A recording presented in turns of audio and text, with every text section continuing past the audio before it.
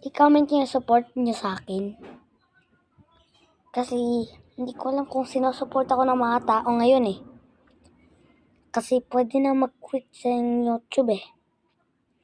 Guys, kung gusto niyo mag-quit, sabihin niyo sa comment, yes.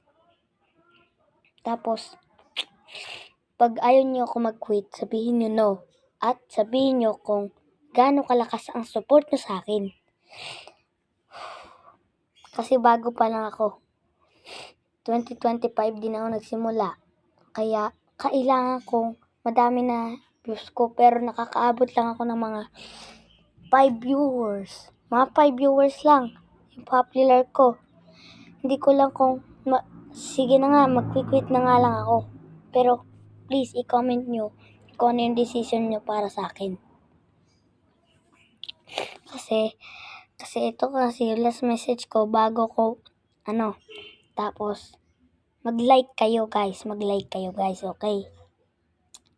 Mag-like kayo guys para makita ko din yung support niyo sa akin.